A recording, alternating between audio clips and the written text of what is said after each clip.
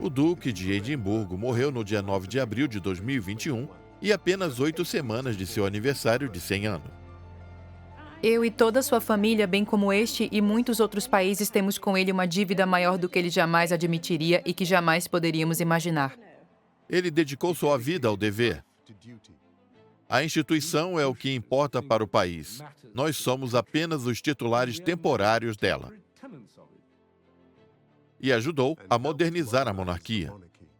Ele sabia que se uma dinastia real não corresponder ao seu povo, ela pode desaparecer. A pergunta foi: quem você acha que foi o homem mais interessante do século XX, vivo ou não? E o príncipe Philip estava no topo da lista, bem à frente de Sean Connery e do presidente Kennedy. Mas apesar de ser conhecido pelo pragmatismo, muitas vezes eu percebo que teria sido melhor ter ficado de boca fechada. Philip é um mistério. Ele era uma pessoa pública, mas também era reservado, com raras entrevistas gravadas no decorrer de sua vida. A população quer essa relação intimista, pois assim ela sente que a família é tão próxima dela quanto os vizinhos e pessoas de verdade. Arquivos extraordinários do mundo todo. Elas parecem ser filmagens caseiras, são adoráveis. E cenas icônicas apresentadas em cores pela primeira vez. Nós descobrimos os momentos que moldaram esse homem. Ele alterou a percepção mundial em relação ao que se espera de um príncipe. Philip, príncipe, marido e pai.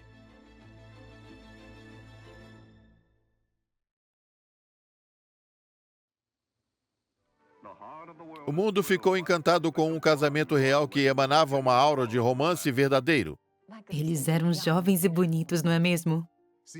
Pela primeira vez em cores, esse é o momento em 47 em que a população inglesa conheceu o homem que iria se casar com a princesa Elizabeth.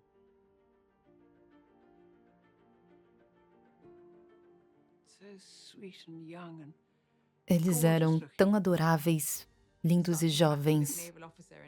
Ele era um oficial naval exemplar em relação às suas conquistas e à sua aparência.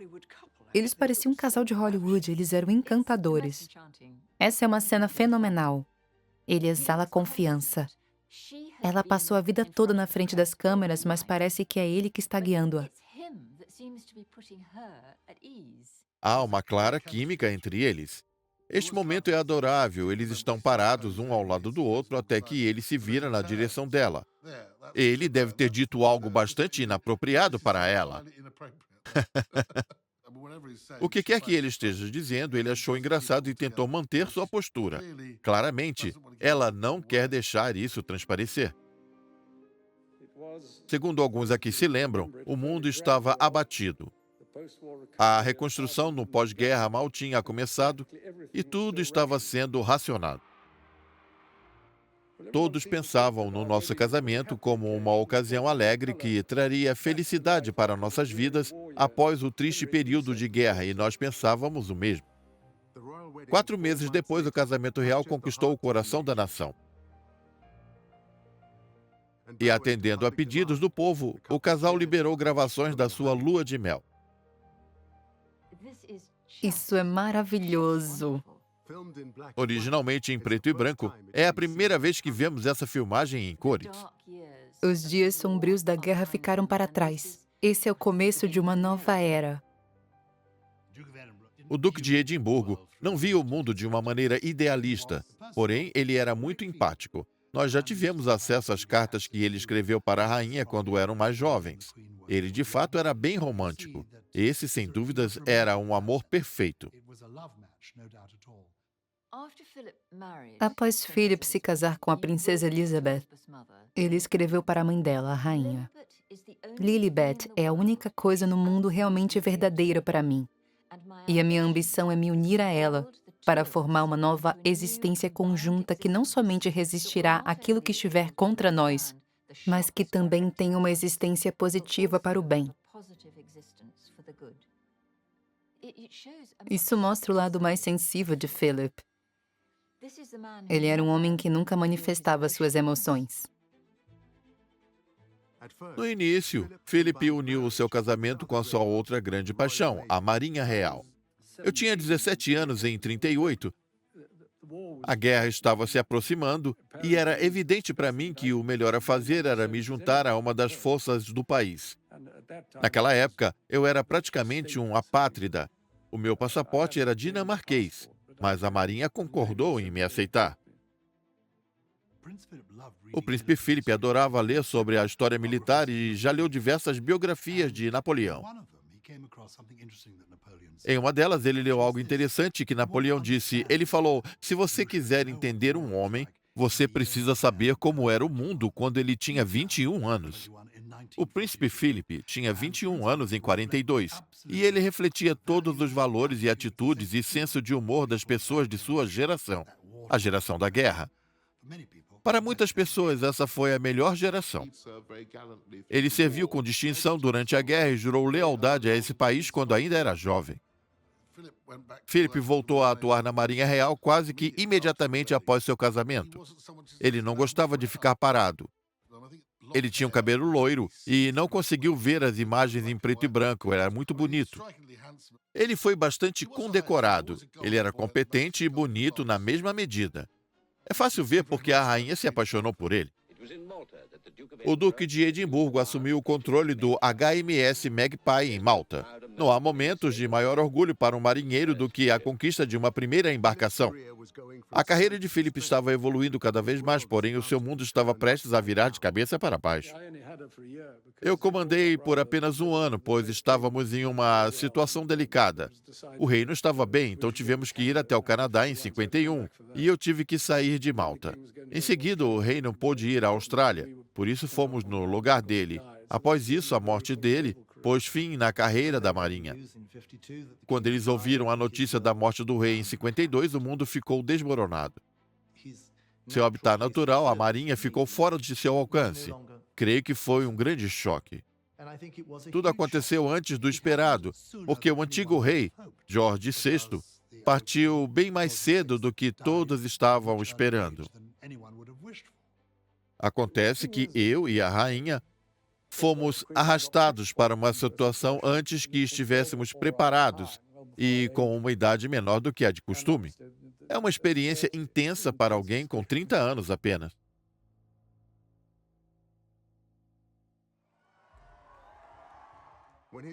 Quando sua esposa foi de princesa a rainha, Philip precisou colocar o trabalho dele em primeiro lugar pelo resto de sua vida.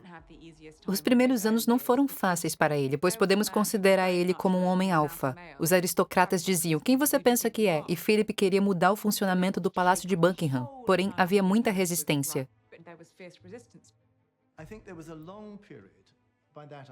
Houve um longo período, que durou 3 ou 4 anos, em que ele não sabia bem onde se encaixar.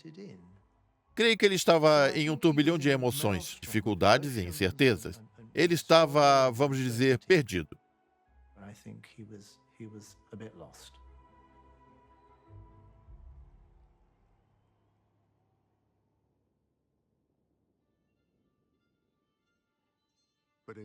Mas em 1956, 3 anos após a coroação, Philip embarcou em uma viagem que mudaria sua vida para sempre. A diferença de se estar no mar é que você está exposto a um elemento sobre o qual você não tem controle. Você está sujeito a ele. E isso faz bem para a alma. O momento mais marcante da vida do príncipe Philip foi quando ele aceitou o convite para realizar essa viagem em 1956. Essa foi sua primeira missão individual, ir a diversos cantos da Comunidade das Nações que nenhum membro da família real jamais visitou. Enquanto a rainha estava atarefada com os assuntos de Estado, Philip atuava como embaixador nos locais mais remotos do globo. Eu viajei ao redor do mundo e naveguei quase 64 mil quilômetros desde 15 de outubro do ano passado. Essa viagem foi fundamental, pois foi nela que ele se reencontrou. Ele amou a viagem e a liberdade que ele tinha. Ele estava livre para ter uma barba e para ser o que ele precisava ser e queria ser. Não passávamos por nenhum grande outro centro populacional ou lugares que seríamos recebidos com um grande espetáculo. Por essa razão, pudemos deixar nossas barbas crescerem. Nós competimos para decidir qual seria a mais bonita. O navio baleeiro navegou conosco na Antártica e foi alçado dentro de um cesto. O príncipe Philip embarcou no navio baleeiro usando um método antigo e também cheio de emoção. Ele foi feito para o mar, disso não há dúvidas. Ele costumava jogar hóquei no deck com os tripulantes do iate. E ele era um bom jogador, pode-se dizer. Era um esporte perigoso, porém algumas pessoas saíam com a perna quebrada eventualmente. Ele andava bastante e às vezes parava para uma conversa e também para perguntar como nós estávamos. Ele estava sempre trabalhando e sempre lendo ou fazendo alguma coisa.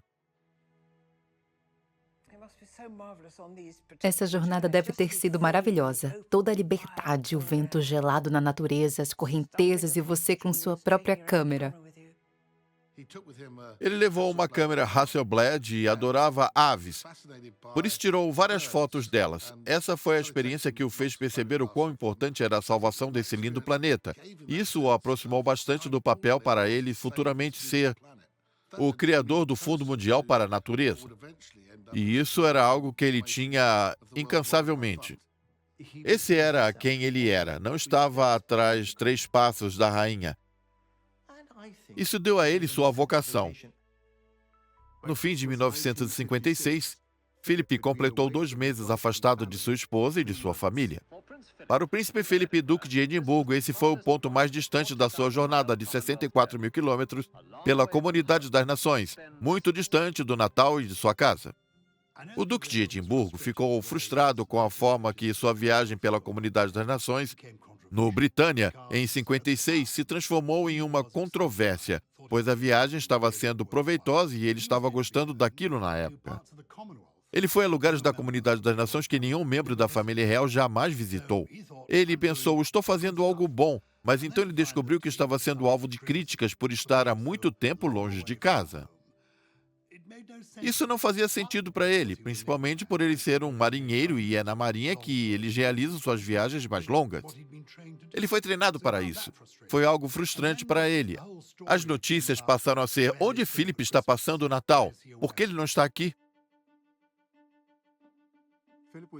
Philip estava aproveitando a sua distância da vida palaciana, porém sua longa ausência começou a atrair maus olhares. Havia rumores da imprensa de que havia problemas no casamento real. E isso teve início por conta de um artigo publicado anos antes falando sobre a amizade dele com uma estrela de teatro. Philip era muito bonito e teve algumas namoradas antes de se casar com a rainha. Ele tinha a reputação de ser mulherengo, mas não tinha nada a ver com o que estava acontecendo naquela época. Os rumores foram aumentados devido ao divórcio escandaloso. Uma sombra paira sobre a reta final da viagem do Duque de Edimburgo. O capitão-tenente Michael Parker, seu amigo e secretário, renunciou ao cargo. Receio que não tenha nenhuma notícia para dar. Mike Parker era um amigo próximo de Philip. Eles frequentavam festas juntos. É claro que, quando a esposa de Mike pediu o divórcio, o que começaram a especular foi: se há um problema com esse casamento, talvez também haja com o casamento real. Aquilo foi algo muito intrusivo. O comportamento da imprensa se tornou tão insustentável e insensível que isso o deixou magoado. Em fevereiro de 1957, Philip voltou de sua viagem em meio a um mar de suspeitas e o mundo queria ver qual seria a reação da rainha. Pouco depois, ela mostrou a força dessa união, concedendo a Philip o título de príncipe. Na Mansion House, o Lorde Prefeito de Londres recebeu o Duque de Edimburgo. Esse foi o primeiro compromisso público do Duque desde que a rainha concedeu a ele o título de Príncipe Philip, Duque de Edimburgo. Ele ficou muito contente pela rainha tê-lo nomeado como príncipe no Reino Unido e em reconhecimento pela viagem que ele havia realizado. Poucos sabem que levou 10 anos até que ele se tornasse príncipe de verdade. Quando ele se tornou um cidadão inglês, ele deixou de ser príncipe da Grécia e passou a ser Duque de Edimburgo. Ela estava dando uma resposta aos críticos. A rainha estava demonstrando a importância de Philip para o país e para ela, apesar dos boatos. A imprensa havia transformado aquilo em uma grande narrativa, o que irritou o duque. Alguns dias após seu retorno, ele fez um discurso que fazia referência a isso. A viagem, disse o Duque, naturalmente envolvia o sacrifício pessoal de se separar de sua esposa e filhos por um tempo considerável. Essa comunidade das nações, da qual todos os membros estão orgulhosos, nasceu porque pessoas se sacrificaram e ofereceram seus serviços a ela. Eu estou preparado para fazer grandes sacrifícios e, se assim for, eu vou conseguir trazer melhorias, mesmo que em pequenas quantidades, para a comunidade. Philip sacrificou sua carreira na Marinha pela rainha e passou bastante tempo afastado de sua família para que ela não precisasse fazer o mesmo. Ao voltar, ele ajudou a rainha na criação dos filhos. A dinâmica entre a rainha e o duque de Edimburgo é que a rainha era a chefe de estado, a chefe da nação, e o príncipe Philip era o chefe da família, o que funcionou muito bem. Ele era um pai muito presente. Ele queria que os filhos tivessem uma infância segura e feliz na medida em que a mãe deles era a rainha e o pai o duque de Edimburgo, ambos muito atarefados. Outra atração é o espetáculo de hipismo em Windsor, apesar do clima frio da Inglaterra. Eu nunca vi esse antes. É adorável. Olha a Anne bem ali. Isso é interessante. Esse é seu lado atencioso. Uma característica que não associamos muito com ele. Ele está vendo se Anne está bem agasalhada. Que lindo. Philip era muito carinhoso com seus filhos. Às vezes ele era meio rígido. Charles era uma criança muito sensível e Philip não compreendia bem. Ele sempre foi um homem severo e queria muito que seu filho se espelhasse na sua imagem, o que não aconteceu. Os herdeiros reais são fortes e são encorajados a enfrentarem qualquer desafio. O príncipe Charles joga cricket e futebol, veleja, nada, cavalga e anda de bicicleta. Philip era um atleta natural, por essa razão ele pensava que seria ótimo transferir isso aos filhos. Os esportes em equipe, em especial, ajudaram eles a aprenderem como se comportarem. Eles precisavam aprender a ganhar, perder, cooperar e fazer parte de uma equipe. São ensinamentos benéficos. O príncipe Philip estava encarregado de tomar as decisões quanto à educação. Ele estava ansioso para matricular o príncipe Charles em Gordonstoun, já a rainha nem tanto. O herdeiro do trono da Inglaterra irá frequentar Gordonstoun, a antiga escola de seu pai, o príncipe Philip. Charles vai ficar em um dormitório com outros 12 garotos e vai levantar às 7 da manhã para uma corrida pela propriedade. Rumores dizem que o jovem príncipe estava relutante em frequentar essa escola com sua rotina espartana. Ele certamente imaginou que aquilo transformaria Charles e o deixaria mais severo. O efeito que isso teve foi completamente o oposto. O Duque de Edimburgo e o príncipe Charles estão examinando um caiaque. Eu disse ao príncipe Philip, é estranho a forma como as pessoas falam de você e o príncipe Charles são diferentes quando eles falam para mim. Vocês têm muitas semelhanças, vocês andam da mesma maneira, falam da mesma maneira, compartilham um grande interesse pela juventude, natureza, arte e ciências. Ele respondeu sim, mas tem uma diferença. Eu sou pragmático e o príncipe Charles é um romântico. Em relação à personalidade, é impossível encontrar duas pessoas mais diferentes do que eles. Philip era muito sisudo, direto e não levava as coisas para o lado pessoal. Qualquer pessoa que os conhecesse diriam que o príncipe de Gales é bem diferente, tendo uma personalidade mais sensível, com uma percepção mais sentimental e pessoal do que a do seu pai. Philip amou o internato. Charles odiou. Philip havia crescido em uma família extremamente disfuncional. Foi um lar bastante disfuncional. E aqui no Reino Unido, o internato deu a ele uma fundação sólida.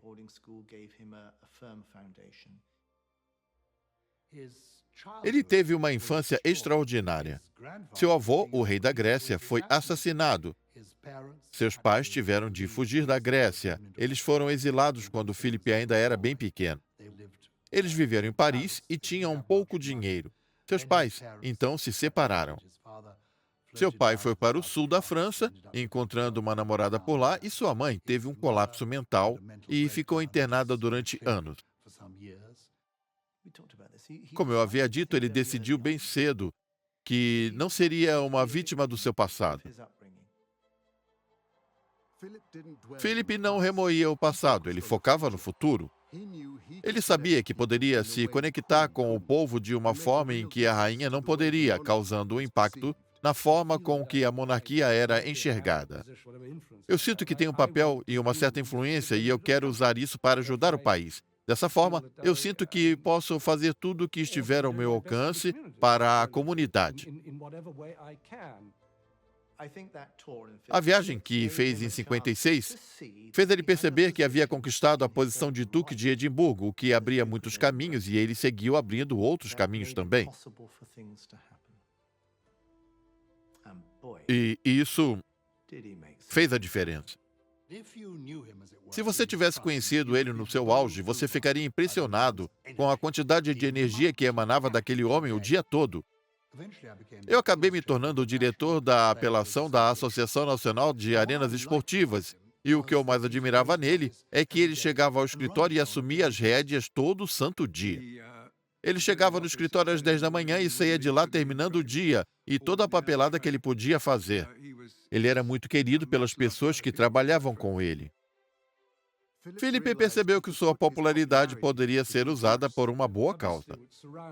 A atenção que rodeia as visitas que eu realizo não é necessariamente uma atenção voltada para mim, mas sim sobre aquilo que está sendo visitado. Com um pouco de inteligência, você pode escolher lugares aos quais você quer direcionar a atenção devido à sua importância. Uma energia diferente rodeava Philip. A rainha tinha uma aura de fascínio e reverência, porém, nele havia uma proximidade muito maior com as multidões. Ele era tão lindo e charmoso que foi eleito como o homem mais popular da Inglaterra e o príncipe mais popular do mundo. Ele era uma pessoa extraordinária.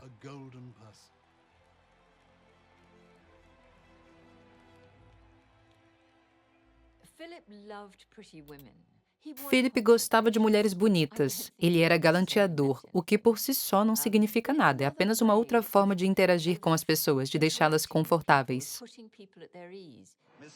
A senhorita Muriel Robert trabalha nessa empresa há 20 anos. O príncipe Philip parou para conversar com ela. Ele era encantador. Ele conversava com todo mundo, não importava o lugar. Ele acreditava na igualdade. Ele era humilde.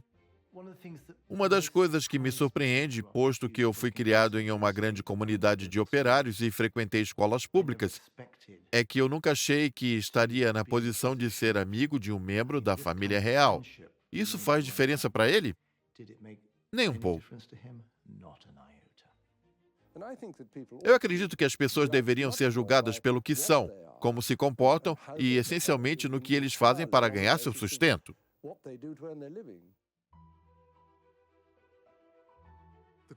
A rainha precisava se manter distante, porém Philip percebeu que a monarquia precisava se tornar mais acessível. A essência da monarquia é de uma relação pessoal. O povo gosta de indivíduos tanto quanto gostam de uma instituição. Isso só funciona se o povo conhecer os integrantes dela. Ele sabia que se uma dinastia real não corresponder ao seu povo, ela pode desaparecer.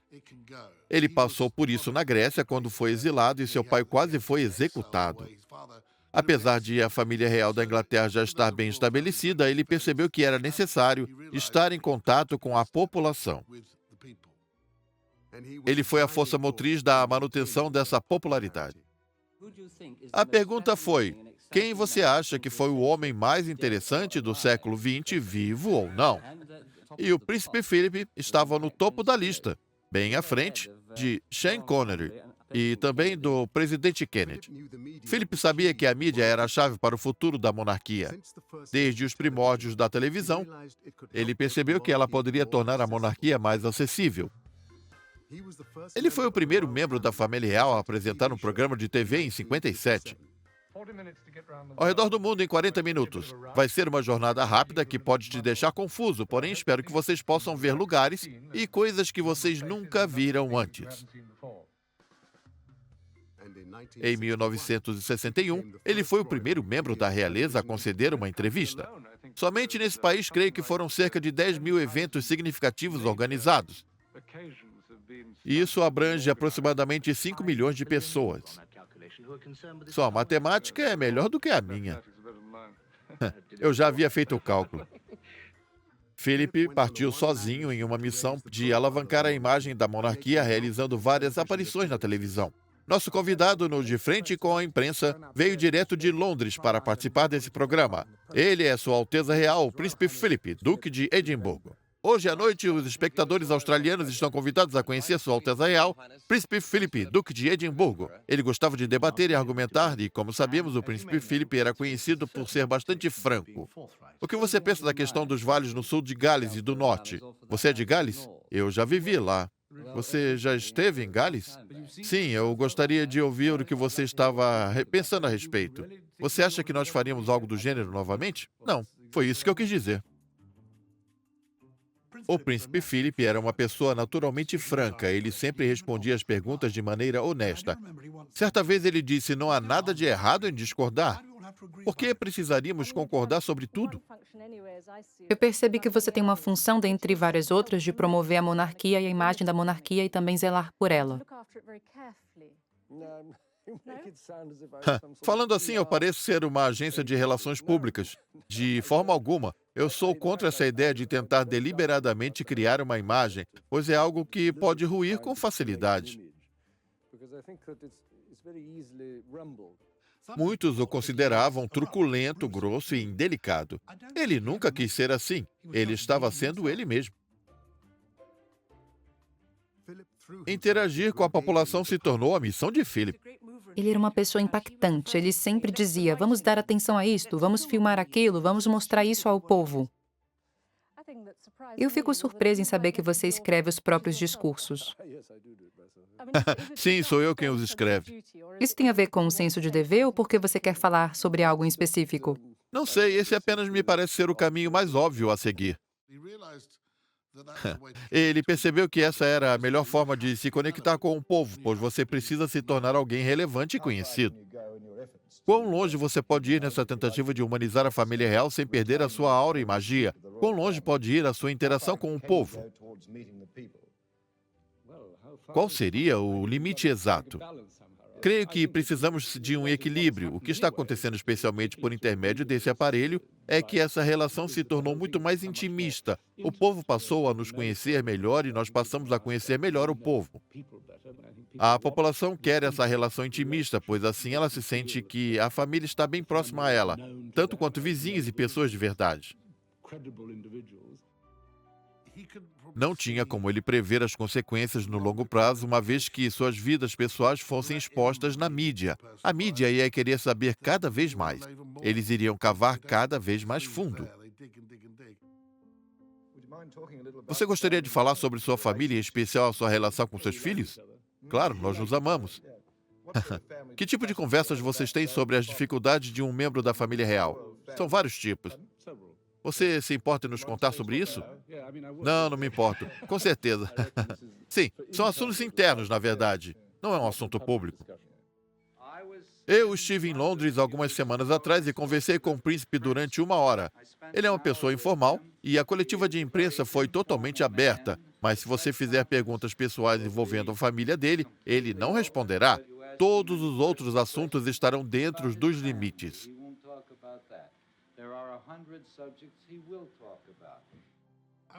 Eu disse a ele: foi você quem colocou a monarquia na mídia? Você concedeu a primeira entrevista. E ele respondeu: sim. Para fazer o meu trabalho eu precisava usar a mídia. Isso era algo novo na década de 50. A ITV não existia. A BBC estava começando a crescer na TV. Eu usei a TV para falar sobre projetos, não sobre mim. Essa era a regra que ele seguia. Fale sobre o que você está fazendo, não sobre você. Philip abriu uma porta para a mídia que não podia mais ser fechada. A relação entre ele e a imprensa era de amor e ódio. Eles o irritavam. Às vezes eles fazem algumas coisas das quais eu não gosto, como espiar as minhas conversas. Se você está conversando com alguém e aparece um desses gravadores ou aqueles microfones que vocês conseguem ouvir a 20 metros de distância, você vai se incomodar. É claro que você vai se incomodar. Então, eu sou obrigado a dizer: vire essa câmera para outro lado.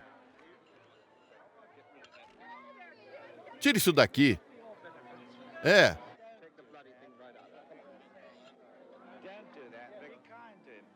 Ele ficou furioso que alguém precisou intervir. Ele está dizendo que tudo tem um limite. Se você está tendo uma conversa privada, ela deve permanecer privada. Ele não quer ter uma câmera perto dele, porque assim as coisas podem ser tiradas de contexto. Ele ficava frustrado pela forma com que ele era tratado, principalmente pela imprensa inglesa.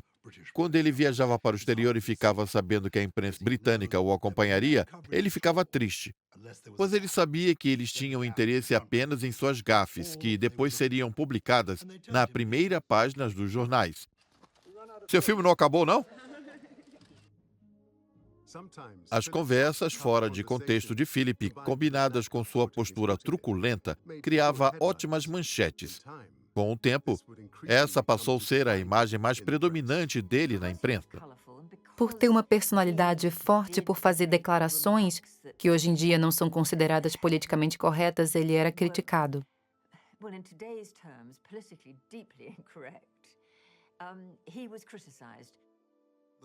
A imprensa ficava à espera dessas gafes. Eu era um deles. Elas o transformavam em uma caricatura. Mas a verdade é que ele as cometia e cometia deslizes. Ele sabia que possuía o dom de dizer coisas inoportunas. Ele mesmo inventou um termo para isso. Inversão manopodiátrica, meteu os pés pelas mãos. É óbvio que eu cometo o erro, seria loucura pensar o contrário. Muitas vezes eu percebo que teria sido melhor ter ficado de boca fechada. Infelizmente para o príncipe Philip, a sua imagem de produtor de gafes acabou encobrindo grande parte do trabalho que ele vem executando há anos. Não foi apenas Philip que precisou aturar a intromissão da mídia. Não é amedrontador saber que todos os holofotes estarão sobre seu filho mais velho? O que você fará para protegê-lo ou para tornar isso mais tolerável? É difícil encontrar uma forma de tornar isso mais tolerável. Talvez com mais experiência seja possível se esquivar das armadilhas antevendo o que pode vir a acontecer em algumas circunstâncias. Eu só mostro para ele o que está acontecendo e como essas coisas ocorrem, e também mostro como essas coisas sempre acontecem e como podemos suportá-las. Ele sabia que era necessário ser forte para sobreviver aos momentos em que você aparecia no jornal sendo acusado de diversas condutas e sendo criticado por inúmeras razões.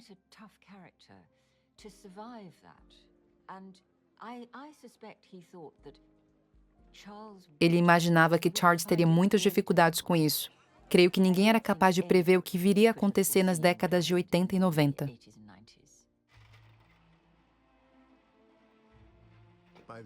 No início dos anos 90, a cobertura do casamento fracassado do seu filho pela imprensa se tornou uma febre. O príncipe e a princesa de Gales tiveram de manter as aparências novamente durante a viagem à Coreia do Sul. A mídia e as reportagens é que estão causando os problemas. Deixe-os em paz. Eles têm problemas como qualquer outra pessoa, é hora de deixá-los em paz. Acho que eles não eram chamados de paparazzi quando ele era o alvo. Ele achava desesperador ver os seus filhos e netos sendo fotografados com aquelas lentes longas. As únicas aversões que eu tenho são contra os redatores de fofocas, que não se limitam aos fatos e que não atuam de maneira construtiva, e contra os fotógrafos intrusivos, que estão sempre buscando algo fora do normal para chamarem a atenção dos seus clientes. São coisas com as quais eu realmente não concordo.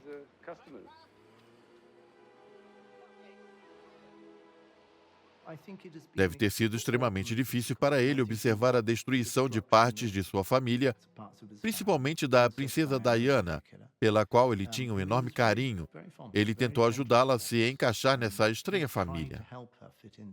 Ele mesmo era alguém que veio de fora da família, porém ele sabia que eram os perigos que a rodeavam que fariam com que ela fosse perseguida, tentando humilhar e desestabilizar a sua estrutura. As pessoas que a rodeavam e que estariam sempre a perseguindo. Isso o entristecia. Uma vez ele disse que a imprensa transformou a família real em uma enorme novela. O príncipe Philip sabia que se você estivesse fazendo algo errado, por exemplo, um adultério, a imprensa certamente iria descobrir. Nas garras da imprensa inescrupulosa nas décadas de 80 e 90, tudo isso ia parar em jornais. Ele não gostava da imprensa, ele não tinha nenhum afeto pelos jornalistas. Muito pelo contrário. No entanto, ele sabia que era o trabalho deles, era dever dele e da família garantir que os jornalistas não estivessem o que escrever. Eu pensava que Philip havia ficado horrorizado quando Charles admitiu o adultério para Jonathan de Bilby. As histórias que foram publicadas nesse período foram muito negativas, não apenas para os indivíduos envolvidos, mas também para a integridade da monarquia que demandou anos de trabalho de Philip e Elizabeth para ser construída.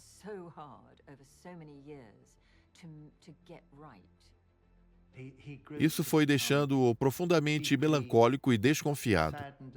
Eu e o príncipe Philip fomos uma vez ao norte da Grécia. Foi na semana em que vieram a público aquelas fotos horríveis da Fergie e seu conselheiro financeiro no incidente do dedão chupado. A mídia havia feito um cerco contra ele, mas nós conseguimos afastá-lo. Ele estava de muito mau humor na viagem de volta, pois ele estava indo de volta àquele universo fatídico. Mas o pior ainda estava por vir.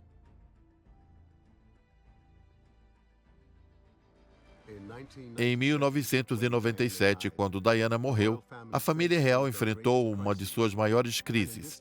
Nesse momento marcante, Philip decidiu colocar a sua família em primeiro lugar. Não há dúvidas de que para o príncipe Philip seu papel era de ser um avô que estivesse presente para consolar William e Harry, que acabaram de perder a mãe em circunstâncias terríveis. Não foi a primeira ocasião em que seu posicionamento foi mal interpretado. Não foi ideia dele. É tradição dos funerais reais que os membros da família acompanhem a carruagem. Originalmente, o príncipe Philip não iria fazer parte dessa comitiva. Ele disse ao príncipe William: "Se você se sentir melhor, eu posso andar a seu lado." Ele se voluntariou para isso. O príncipe William aceitou o convite. Diferente do que foi noticiado, esse foi um ato de amor do avô que estava oferecendo o seu apoio ao príncipe William. Ele foi criticado por isso, porém a ideia não partiu dele. Houve um momento em que eles passaram pelo arco do desfile da cavalaria e o príncipe Philip se aproximou dele. Ele me disse que não sabia que as câmeras estavam filmando.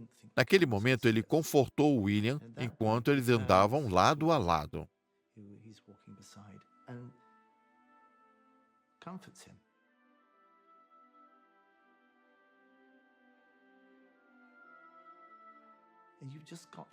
Quando você assiste a esse momento, você percebe que ali temos um avô tentando ajudar seu neto jovem, vulnerável, que está sofrendo nesse momento bastante soturno.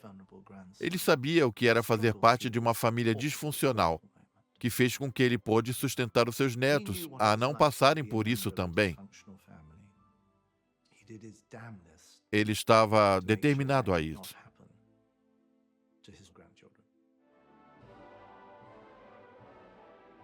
Algum dia, o futuro da monarquia estará nas mãos de William. É por isso que Philip deu a ele todo o seu apoio. A rainha e o príncipe Philip perceberam que havia o risco de que a vida de William saísse dos trilhos. Ele corria sério perigo de se perder por conta da situação pelo qual ele passou. Eles deram ao William uma fundação sólida, que hoje está dando frutos. E é isso o que importava para eles naquele momento. A relação de William e Harry com o príncipe Philip sempre foi importante para ambos, algo que William salienta ao falar sobre o senso de dever que ele pôde presenciar em seus avós e que herdou deles. Basta ver a forma como William e Harry se interessam pelo trabalho que realizam pela população e pelo meio ambiente, que claramente foi herdado do príncipe de Gales, mas que teve origem no duque de Edimburgo. Esses interesses de longa data se tornaram a base de atuação dos seus netos nos dias de hoje. Em 2017, o príncipe Philip decidiu que era hora de passar o bastão para a próxima geração e surpreendeu a todos quando anunciou sua saída da vida pública. O último compromisso oficial do príncipe Philip com os fuzileiros reais no pátio do Palácio de Buckingham deixou muitas pessoas emocionadas, pois tudo naquele dia representava a figura brilhante que era Philip. Estava chovendo bastante. O tempo estava ruim para uma pessoa de mais de 90 anos, porém, lá estava ele usando sobretudo e chapéu coco. A imagem dele tirando o chapéu é muito marcante e comovente. O povo conseguia sentir que estava perdendo algo. Da última vez que eu acompanhei o Duque de Edimburgo a um compromisso oficial, ele entrou na sala, foi até a mesa, subiu nela e começou a falar. Ele tinha mais de 90 anos de idade e 70 anos de serviço público. A rainha deve ter pensado, por que ele não tira um tempo para ele mesmo? Por que ele não passa um tempo fazendo o que mais lhe agrada? E ele concordou com tudo isso. Se a rainha estivesse satisfeita com isso, ele o faria. E ele fez. A rainha teria enfrentado dificuldades muito maiores se não fosse por ele. Ela dedicou toda a sua vida ao seu dever e ela nunca teria abandonado isso. Sem o príncipe Philip ao seu lado, esse ambiente seria insuportável. Ele esteve presente em todo esse processo. O que o príncipe Filipe deu à rainha?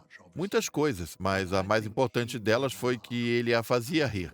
Ele também tratava com normalidade enquanto ninguém no mundo a tratava assim, nem mesmo seus filhos. Somente o Duque de Edimburgo fazia isso. Ele a tratava como mulher e como esposa. E, da mesma forma, ninguém no mundo dizia a Filipe, Filipe, fique quieto. Só a rainha fazia isso. Infelizmente, o príncipe Philip precisou ouvir minhas conversas em muitas ocasiões. Nós conversamos com frequência sobre o discurso que eu pretendia fazer e, como vocês podem imaginar, ele expressou suas opiniões de maneira franca. Ele é alguém que não costuma aceitar elogios, mas ele simplesmente tem sido a minha força e morada por todos esses anos. Eu e toda a sua família, bem como este e muitos outros países, temos com ele uma dívida maior do que ele jamais admitiria e que jamais poderíamos imaginar. Philip passou mais tempo ao lado da rainha no último ano e meio de sua vida do que havia passado nos últimos anos, pois eles viveram juntos em Windsor e ficaram isolados lá por quase um ano inteiro. Poder passar seu tempo com ele antes do seu falecimento foi importante para a rainha.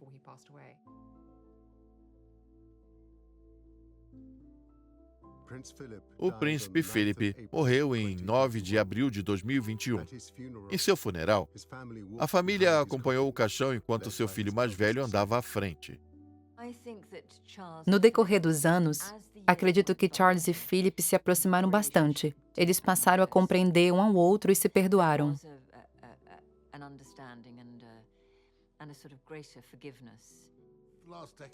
Durante a última década, tanto Charles quanto Philip amadureceram e passaram a respeitar as pessoas e as opiniões um do outro.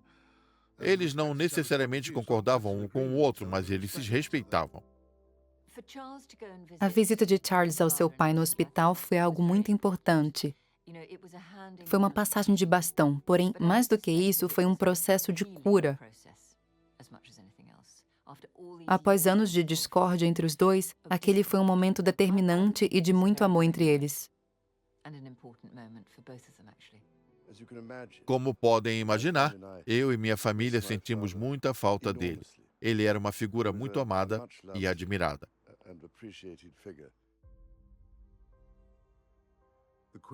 A rainha perdeu seu marido, a família, seu pai e avô, e a nação, seu consorte real mais atuante. A rainha disse que o luto é o preço que pagamos pelo amor. O que fazer em um momento difícil? Seguir em frente. É isso que a rainha sempre fez. Ela seguiu em frente.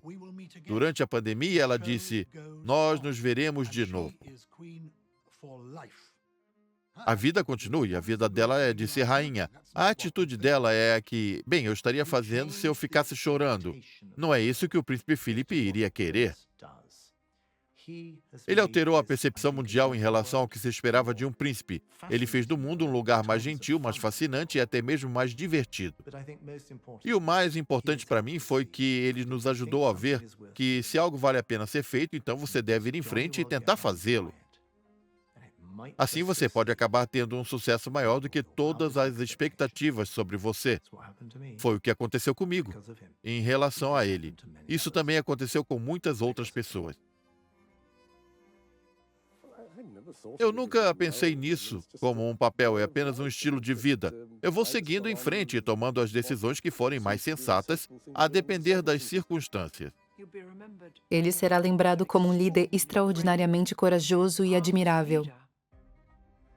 Sua perspectiva da vida era olhar para cima e para o exterior, não para baixo e nem para o interior.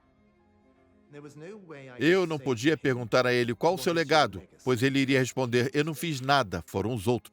São os outros. Se ele soubesse que esse documentário está sendo feito, ele diria: Mas por quê? Por qual razão? Do que vocês vão falar? É só mais uma pergunta fútil. Por que você não vai viver a sua vida? É isso que ele diria: vá viver sua vida, vai cuidar da sua vida. O que você fez esse ano? Ele diria isso. E também, pelo menos o câmera está em silêncio. Pelo que você gostaria de ser lembrado? Eu não me preocupo com isso, porque quando eu cair morto, eu não estarei aqui para saber do que as pessoas vão se lembrar. Para mim, isso é indiferente. Não existe algo do qual você tem orgulho de ter conquistado? Eu acho que não. Talvez minha capacidade de evitar problemas.